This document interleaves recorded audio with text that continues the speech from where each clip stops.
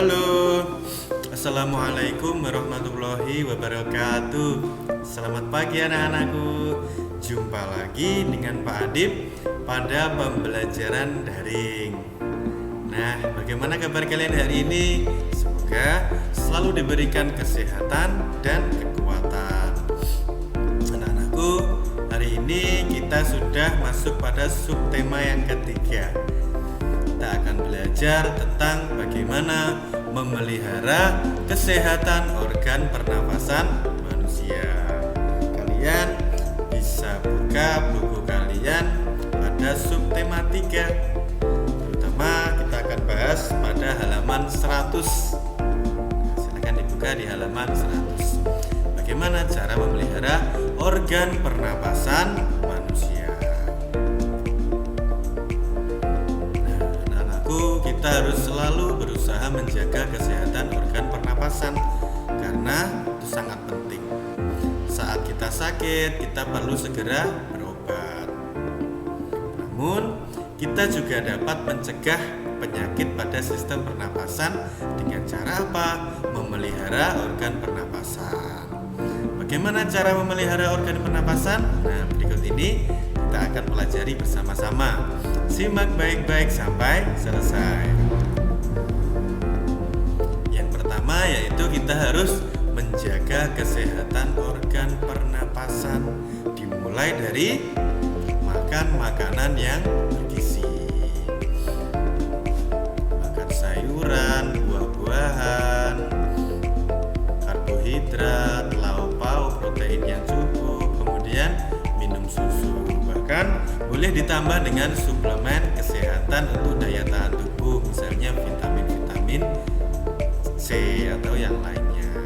Tapi yang baik adalah ini makan makanan yang bergizi, 4 sehat, 5 sempurna dan seimbang. Kalau daya tahan tubuh kita kuat, kita juga akan terhindar dari penyakit-penyakit organ pernapasan. Kemudian yang kedua, nah ini yang tidak kalah pentingnya, berolahraga secara teratur supaya alat-alat pernapasan terlatih baik sehingga dapat bekerja dengan baik. Misalnya olahraga yang melatih pernapasan adalah lari atau jogging, lari kecil. Kemudian kalau yang menyenangkan biasanya sepak bola. Itu sepak bola juga termasuk menjaga kesehatan organ pernapasan. Kemudian kalau berenang ini juga baik lagi. Nah, ini melatih organ pernapasan, melatih nafas kita supaya lebih panjang. Misalnya kalau penyanyi ini kebanyakan latihannya adalah berenang. Berolahraga dengan teratur. Selanjutnya, kita juga harus istirahat yang cukup. Istirahat apa selalu tidur? Tidak, tapi istirahat yang optimal adalah dengan cara tidur. Boleh tidur siang atau yang panjang itu biasanya tidur malam. Kemudian ketika tidur, posisi tidurnya harus benar. Miringnya ke kanan, jangan tidur telungkup atau miring ke kiri. Kenapa tidak boleh miring ke kiri? Karena kalau miring ke kiri nanti akan mengganggu organ kita yaitu jantung dalam memompa darah. Jadi yang baik adalah miring ke kiri, miring ke kanan yang baik. Jangan miring ke kiri. Kemudian jangan tidur telungkup. Kenapa kok telungkup tidak baik? Karena kalau kita tidur telungkup nanti organ pernapasan kita, paru-paru ini ketika mengambil udara maupun mengeluarkan udara dari paru-paru akan sulit karena posisinya kita telungkup, terbebani dengan beban tubuh kita. Jadi usahakan tidurnya telentang atau tidur miring ke kanan lebih baik. Tidur istirahat dengan cukup, jangan kurang, jangan berlebihan juga kurang baik. Selanjutnya kita harus menghindari zat-zat yang dapat merusak organ pernapasan. Misalnya apa?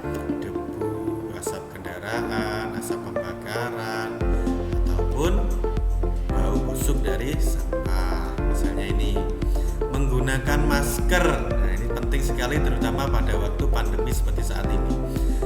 Pada waktu berada di lingkungan umum atau di lingkungan yang kotor, asap, debu, atau virus dan bakteri berbahaya. Misalnya sekarang ini banyak masih terjadi penularan virus corona yang mengakibatkan penyakit COVID-19.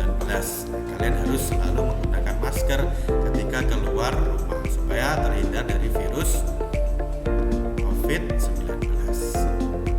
Selalu pakai masker ketika keluar rumah. Kemudian tidak merokok dan menghindari paparan asap rokok. Baik perokok maupun orang yang menghirup asap rokok yang bukan perokok itu sama berbahayanya. Makanya kalian harus menghindari rokok, jangan sampai merokok.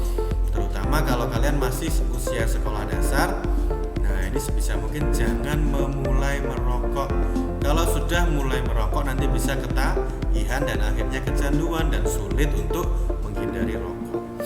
Rokok ini mengandung banyak racun. Nah, ini ada pembersih lantai, ada pelarut industri, ada racun semut, ada juga bahan bakar roket, penghapus cat, dan ini bahan-bahan berbahaya. Ini baru sedikit saja, sebenarnya ada lebih banyak lagi zat berbahaya yang ada dalam rokok. Ada nikotinnya juga, ada tarnya juga, itu berbahaya. Jangan merokok karena nanti bisa berakibat terjadinya penyakit atau gangguan pernapasan. Biasanya ini terjadinya jangka panjang. Dulu pernah merokok, baru sekarang efeknya kita rasakan. Misalnya terserang penyakit asma, kanker paru-paru. Nah, itu sangat berbahaya. Hindari rokok. Nah, ini yang sekarang banyak. Ada jenis rokok elektronik atau biasanya kalian menyebutnya vapor. Nah, ternyata vapor atau rokok elektronik ini juga sama berbahayanya dengan rokok batang. Juga mengandung nikotin dan zat kimia lain yang bersifat racun atau toksin dan juga memicu kanker. Jangan sampai kalian juga ini merokok elektronik, ini juga sama berbahayanya. Hindari juga orang-orang yang merokok ini. Misalnya kalau ada orang yang merokok baik rokok batang maupun rokok elektronik, sebisa mungkin kalian menghindarinya atau jaga jarak supaya kita tidak ikut menghirup asap rokok yang tidak kalah berbahayanya dengan asap orang yang menghirup rokok itu. Nah, selanjutnya mengurangi mengkonsumsi makanan dan minuman yang dingin. Nah, biasanya kalau daya tahan tubuh kita tidak kuat, kemudian daya tubuhnya sedang lemah, kita minum atau mengkonsumsi makanan minuman yang dingin, bisa terserang penyakit flu, terserang virus influenza ini. Jadi sebisa mungkin hindari atau mengurangi konsumsi minuman dingin karena paru-paru kita sangat sensitif dengan minuman dingin. Kemudian mengurangi atau menghindari makanan minuman yang mengandung banyak gula dan banyak bahan-bahan kimianya. Ini misalnya permen. Boleh saja kita makan dan minum minuman yang manis, tetapi jangan terlalu sering. Juga yang baik itu adalah minum air putih, kemudian makan makanan yang tidak terlalu manis. Karena apa? Makanan dan minuman yang mengandung banyak gula dan bahan kimia dapat merangsang lendir pada paru-paru. Jadi paru-parunya bisa berlendir, sehingga apa? Kalau sudah berlendir, yang seharusnya paru-paru menampung banyak udara malah sekarang menampung lendir. Jadi jangan terlalu banyak makan dan minum yang terlalu banyak gula. Bahkan ini juga lambat laun juga bisa berakibat diabetes. Selanjutnya, nah ini merawat organ pernapasan. Bagaimana cara merawat organ pernapasan? Yang pertama, membersihkan rongga hidung. Nah, ini secara teratur, bulu-bulunya dibersihkan. Misalnya ketika wudhu, ketika wudhu ini yang beragama Islam tentunya akan membersihkan hidungnya, juga termasuk merawat organ pernapasan. Kemudian ini yang biasa mengupil, hati-hati ketika mengupil. Misalnya ketika membersihkan juga harus hati-hati, pakai air yang bersih, jangan pakai air yang kotor, justru akan membuat hidung menjadi kotor dan menjadi sarang bakteri dan kuman. Nah, itu bulu halus dan rambut pada hidung harus sering dibersihkan supaya kotorannya bisa keluar. Nah, selanjutnya jangan lupa untuk sering memeriksa kesehatan pernapasan ke dokter. Nah, misalnya 1 bulan, 2 bulan sekali, atau 1 tahun berapa kali. Sering untuk memeriksa kesehatan organ pernapasan ke dokter, terutama ketika sakit flu atau yang lainnya harus segera periksa ke dokter. Selanjutnya kita akan menjaga kesehatan lingkungan sekitar. Jangan lupa untuk selalu menjaga kesehatan lingkungan sekitar, kebersihannya terutama. Yang pertama, sebelum kebersihan, nah ini kalau di rumah kalian usahakan ventilasinya cukup, harus ada ventilasi supaya apa? Sirkulasi udara di ruangan di rumah kita itu ada. Jangan sampai tidak ada sirkulasi udara, nanti udaranya jadi pengap dan malah karbon dioksidanya tidak bisa keluar. Ventilasinya harus cukup, biasanya di atas pintu, kemudian ada di dinding-dinding bagian atas, itu juga sangat penting. Nah, selain itu kita juga harus menjaga kebersihan lingkungan ya, supaya tidak banyak debu yang berterbangan yang akan ikut terhirup ke dalam organ pernapasan kita. Selain itu juga menghindari bau busuk dari sampah, buanglah sampah ke tempatnya. Rutin membersihkan rumah misalnya seminggu atau sebulan sekali. Setiap hari juga harus dibersihkan untuk sampah-sampah yang ringan. Dan biasakan untuk membersihkan rumah secara penuh sampai ke bagian-bagian yang tersulit, bagian-bagian sempit yang sulit dijangkau. Membersihkan rumah bersama keluarga misalnya ketika hari Minggu. Nah, ini sampah itu yang baik harus kita pilah. Kita pisahkan jenis-jenis sampahnya. Ada yang ini yang di daerah-daerah yang sudah maju ada pemilahan sampah supaya tidak mengganggu orang banyak, mulai dari baunya, debunya, atau tidak enak dipandang. Yang tempat sampah berwarna hijau untuk sampah organik, yang berwarna kuning untuk sampah non organik yang sulit didaur ulang, kemudian yang berwarna merah untuk sampah yang berbahaya.